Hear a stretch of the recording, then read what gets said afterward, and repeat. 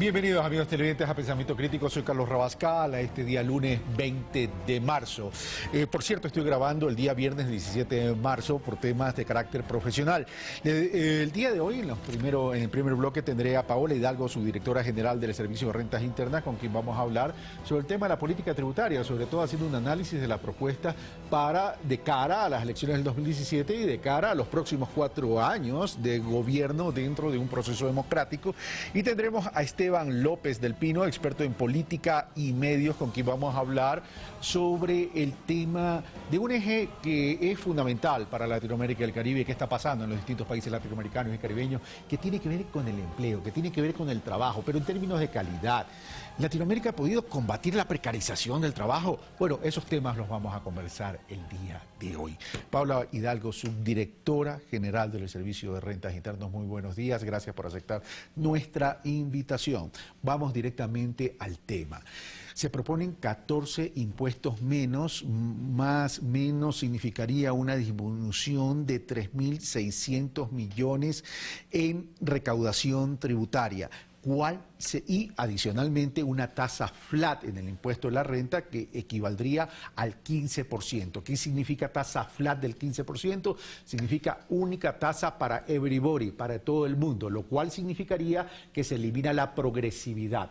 ¿Cuál es el impacto de estas dos propuestas, tanto la disminución de los 14 impuestos más la tasa flat del impuesto a la renta en la economía ecuatoriana y en la economía de los ecuatorianos? Paola Hidalgo, bienvenida. Muy buenos días, muchísimas gracias por esta entrevista. Efectivamente, se ha indicado en esta campaña que se va a eliminar 14 impuestos en el caso de que uno de los candidatos llegue al poder. Y como usted bien lo ha dicho, también, por otro lado, el asesor económico del candidato que indica los 14 impuestos, pues efectivamente indica que se va a ver una tasa flat. Tasa flat, hoy día la tabla progresiva del impuesto a la renta indica que los que menos tienen, menos pagan. Se comienza desde el 5% y se termina en un 35%. Si es que hay una tasa flat del 15%, es decir, el del 5% va a pasar a pagar 15% y el del 35% va a disminuir el pago de impuestos en 15%. Para ponerlo en términos prácticos y poder dimensionar y que nuestros amigos televidentes nos comprendan muy bien, significa que si el del 5% va a pasar al 15%, tendríamos una afectación en las capas socioeconómicas ¿de qué nivel? Es verdad, nosotros creemos que 638.000 personas de ingresos medios y bajos van a pasar a pagar 15%. Esto en valores absolutos. En dinero es 546 millones más que van a pasar a pagar estas 638.000 personas. Y en cambio, las 6.399 personas que están en los rangos más altos, que ahora están cancelando el 35%, pasarían a pagar 15%, y esto en valores absolutos, en millones de dólares, significa 215 millones menos. Es decir, estas 6.399 personas que van a pagar 215 millones menos, va a ser compensado con los 546 millones más que vamos a pagar los 638.000 personas de ingresos de medios y bajos. Pero más allá de la orientación al pago de personas que ahorita no estaban pagando impuesto a la renta y que van a tener una afectación de esa capa socioeconómica, ¿qué significa para la economía ecuatoriana? Significa que van a tener menos recursos para poder desarrollar sus actividades. Así es. Ellos justamente lo que han dicho es, al eliminar los impuestos, las personas van a tener más poder adquisitivo, van a poder comprar más. Bueno, esa teoría realmente ha sido ya en algunos países, inclusive en Estados Unidos, ha sido en años atrás, ha sido corroborada de que efectivamente esto no existe. No es que las personas empiezan a consumir y empiezan a haber más, empieza a haber más consumo y por lo tanto más impuestos, etcétera. Realmente la eliminación de los impuestos, los 3.688, lo que hace directamente es disminuir el ingreso fiscal en la caja fiscal del Estado, es decir, 3.688 menos al presupuesto general del Estado. Quiero que lo analicemos de forma integral. A ver, ¿a qué me refiero? Si por un lado quito la progresividad, disminuyo y pongo una tasa flat del 15%, donde los que menos tienen van a tener que pagar y los que más tienen van a pagar menos, ahí puede haber un efecto de recaudación negativo. Por un lado, aparte de la afectación a la capacidad económica de las familias. Por el otro lado, la eliminación de los 14 impuestos, 3.600 millones menos. Significa que esto va a tener una incidencia en la recaudación, es decir, va a haber menor recaudación. Pero por otro lado se dice, es que esto va a incentivar, y aparte me estoy olvidando del tema de la eliminación del anticipo del impuesto a la renta, que también es otro tema que está en debate. Pero bueno, esto va a afectar la recaudación. Pero la opción de un candidato, dice, esto va a incentivar el consumo y por tanto va a dinamizar la economía. Pregunto yo, en Colombia se quitó también prácticamente la progresividad, es decir, pagan más la clase media, la capa social media para arriba, ¿verdad? Pero por otro lado, se incrementó el IVA en el 19%. Esta disminución en el cortísimo plazo, que significaría la eliminación de los 3.600 millones o la disminución de los 3.600 millones por los 14 impuestos que se van a eliminar, más la tasa flat, más la eliminación del impuesto a la renta, significaría que el Estado ecuatoriano, a través del gobierno central, tendría que compensar esa disminución de recaudación. ¿Usted prevé un incremento del IVA en ese sentido?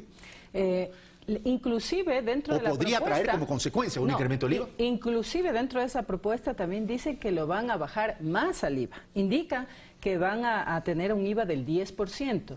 Todo eso suma 3.688 millones. Pero realmente no hay forma de hacer esta compensación. Nosotros creemos que, por ejemplo, el tema del 10%, de bajar el 10% del IVA, realmente es un tema completamente demagógico. Es un recurso que finalmente el empresario, la persona que cobra el IVA, que recepta el IVA, no va a disminuir el valor del producto. Lo que va a hacer es aumentar su utilidad. Y es por eso justamente que una disminución del IVA es tan peligroso en un presupuesto general del Estado. Recordemos que nosotros tenemos un IVA que a veces la gente dice, bueno, el IVA va directamente a quien menos tiene, pero recordemos que nuestra canasta familiar, el 92%, se encuentra con tarifa cero. Nosotros tenemos dos tarifas del IVA. Tenemos la tarifa 12% y temporalmente 14% y la tarifa 0%. La mayoría de los servicios básicos, servicios de salud, servicios de educación, todo lo que significa la alimentación para la familia, lo de electricidad, todo se encuentra con tarifa 0% del IVA.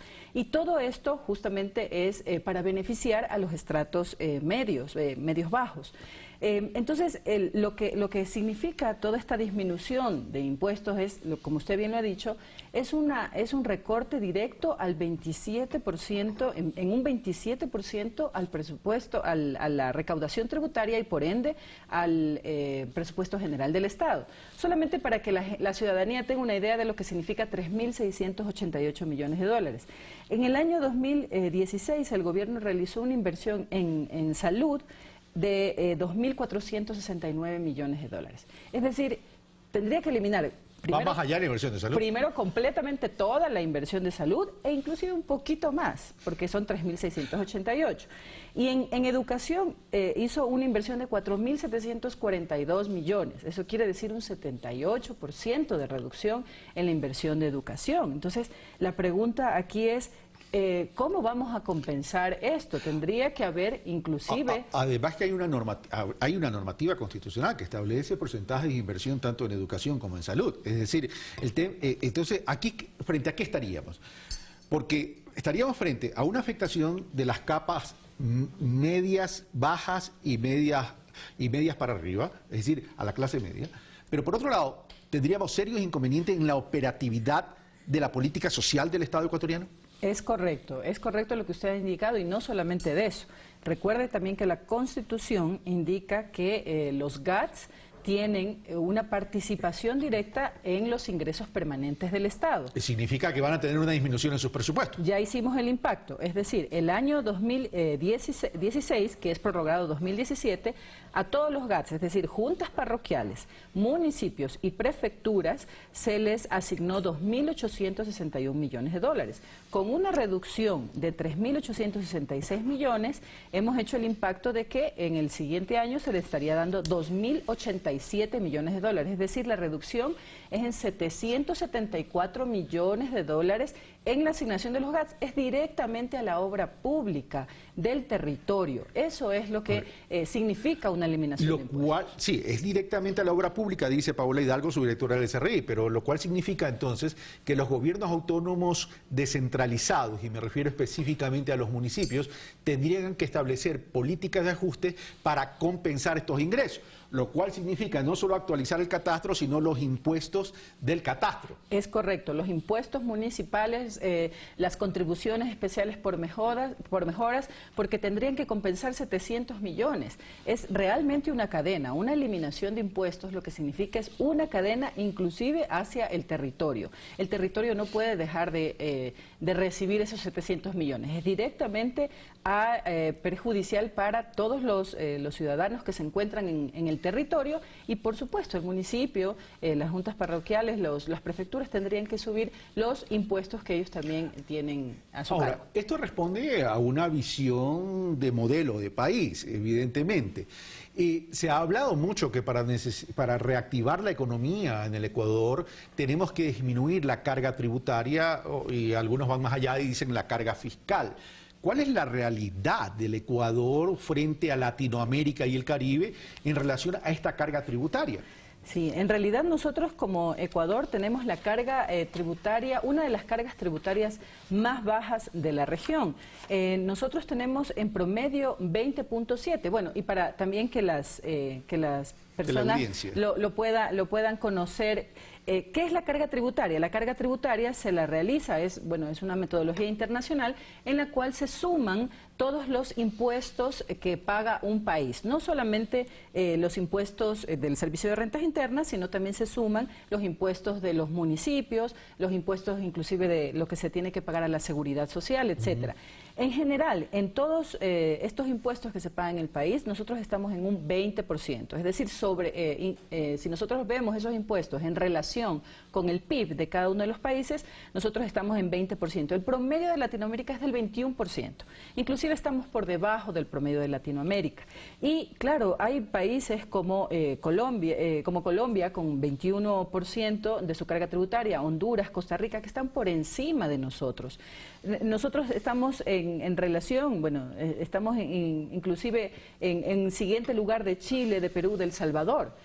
Nosotros estamos por debajo del promedio de Latinoamérica. Y en el caso del IVA, por ejemplo, en el caso del IVA somos uno de los países que tiene el IVA más bajo. Nos gana Panamá, nos gana Paraguay, con un IVA del 7 y del 10%. Recordemos que nuestra tarifa es del 12%. Sí, temporalmente, en mayo, desaparece el 14%, porque fue únicamente para la recaudación, para la reconstrucción de Manabí y de Esmeraldas. Entonces, nosotros seguimos en una tarifa del 12%. Recientemente Colombia subió su tarifa del IVA al 19%. Yo quiero ponerlo en perspectiva. A ver, en el caso de los gobiernos autónomos descentralizados, significaría entonces que como medida de compensación, de ajuste, los gobiernos autónomos descentralizados tendrían que subir los impuestos, con lo cual elevan la carga tributaria local. Pero por otro lado, no les va a alcanzar, lo cual significaría que estaríamos obligando a los municipios a endeudarse.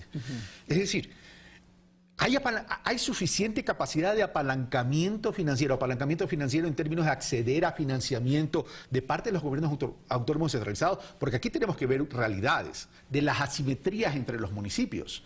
¿Existe esa posibilidad? Bueno, realmente esa no solamente debería ser un apalancamiento financiero con la entidad pública que también debe recibir presupuesto general del Estado, que es el banco, ¿no? El BEDE, sino que también debería haber un apalancamiento internacional. Y entonces ahí es lo que justamente estamos hablando en estos momentos. Nos estamos endeudando. Y eso significa que el gobierno central, el Estado ecuatoriano, a través del gobierno central, tendría que poner el aval, lo cual significa hacerse responsable solidariamente por ese endeudamiento. Así es correcto. Justamente los avales tiene que ponerlos el gobierno y esto tiene que tener un apalancamiento internacional, financiero internacional, sin lugar a dudas. Entonces, la pregunta aquí es, nosotros tenemos ya una política tributaria, tenemos un sistema tributario que realmente durante todo este tiempo lo hemos venido afinando, lo hemos venido mejorando. cuando nos critican y nos dicen tantas reformas tributarias, es justamente porque hemos venido mejorando y afinando nuestro sistema tributario. Usted hablaba al inicio del anticipo de impuesto a la renta. Bueno, recordemos a la ciudadanía que en el 2016 ya realizamos una modificación al anticipo de impuesto a la renta. ¿De quién? A las microempresas ya no pagan anticipo de impuesto a la renta y las medianas, pequeñas y grandes ahora tienen derecho a la devolución, lo que antes no tenían. ¿Devolución en efectivo o crédito fiscal? Devolución en efectivo o crédito, o una nota de crédito inclusive. Ahora ya podemos hacer la devolución, es decir, aquellas empresas que cancelan un anticipo mayor al promedio de todas sus empresas, entonces se les devuelve. Este afinamiento del sistema ha hecho que el sistema sea progresivo, que el sistema sea justo y que el sistema sea equitativo. Realmente nosotros como Servicio de Rentas Internas pensamos que si podemos hacer algún tipo de mejoramiento adicional, estamos de acuerdo, pero eliminar de golpe 14 impuestos, poner una tarifa que no sea progresiva, creo que es un gran error que se está cometiendo. Paula Hidalgo, muchas gracias por estar con nosotros y compartir este análisis, porque es importante que la ciudadanía conozca, porque estos son los temas que tenemos que debatir. Y este tema que tenemos que debatir tiene que ver con la estructura del Estado. Es decir, ¿queremos un Estado presente en términos de política social? En términos incluso de un actor importante en la dinamización y la reactivación de la economía, ¿o queremos un Estado ausente? Yo simplemente facilito insumos y son ustedes los que concluyen. Vengo de inmediato, después del corte, con Esteban López del Pino, experto en política y medios, para hablar sobre la precarización del trabajo en América Latina.